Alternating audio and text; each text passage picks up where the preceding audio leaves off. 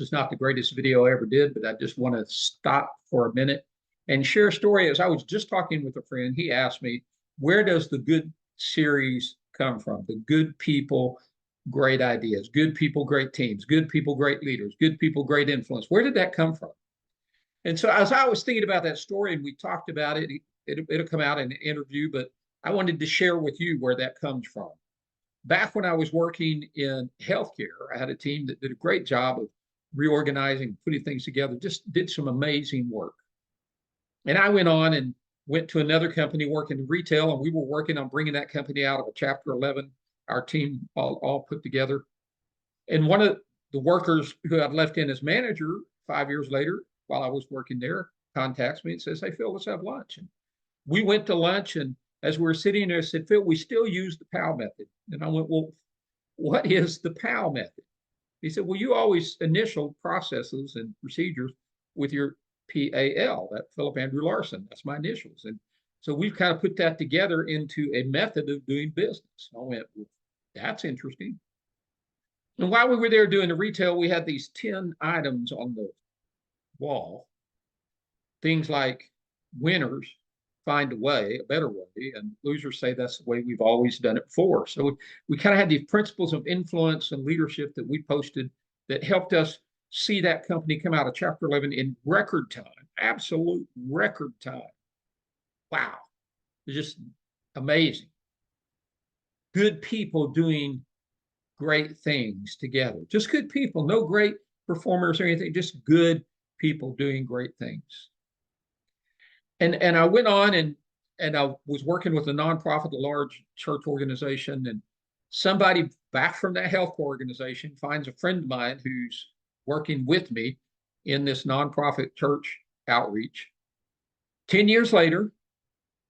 And he says, "You know Phil?" He goes, "Yeah, I know Phil." And he goes, "Well, the odd thing about Phil was he never preached at anybody. He never just kind of told, but anybody who worked around him today has completely changed their life and the way they influence others, and other people know it." And it was from just working side by side with Phil. He never preached to anybody. He just influenced. I said, "Well, that was interesting. That, it came from the gym. It comes from lunch." And I've had a series of those types of conversations where somebody will call me up, want to go to lunch and talk about how their life has been changed in the business world, just doing different things.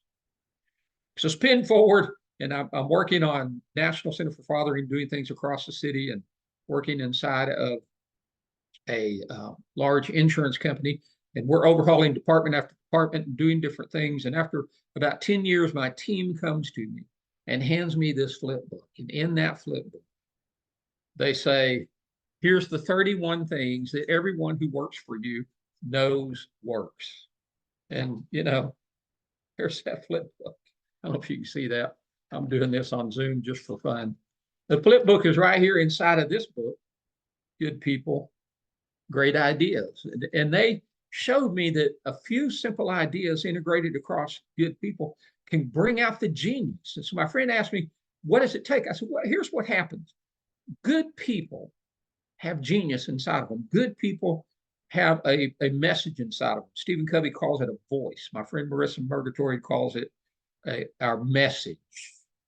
The Romans had a word called genius. We use it today. And they believed that some spiritual force had to be so great in the person to come out, and it was the genius, the spiritual force, not the person. And the Greeks called it their demon, their daemon.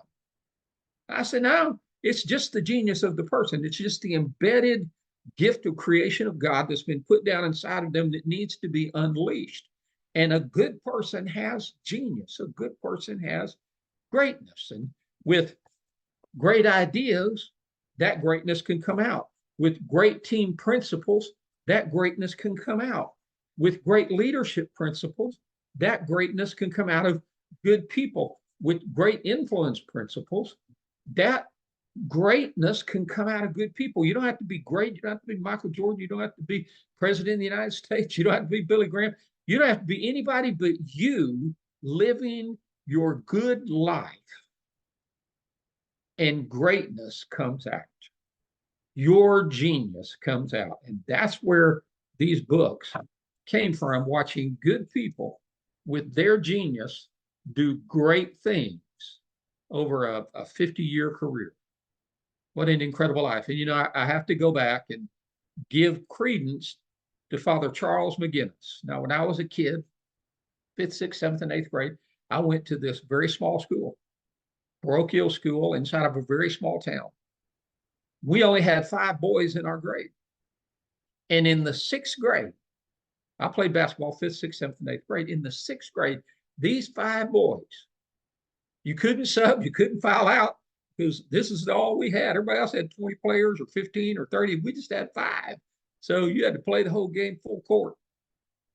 We went undefeated in our 6th grade year. None of us was great. We just all were good. And we learned how to feed the good in the other 4. And because of that team, because of that flow, we won hands down 100% of our games. In the 8th grade, we won all but one, and I had pneumonia in that game. Dad put a sub in, so he didn't quite know how to flow with the other 4. And it just happened to be the championship game. So I learned at a young age, Father Charles McGinnis embedded in me.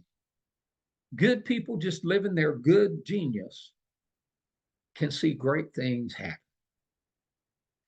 What an adventure awaits you.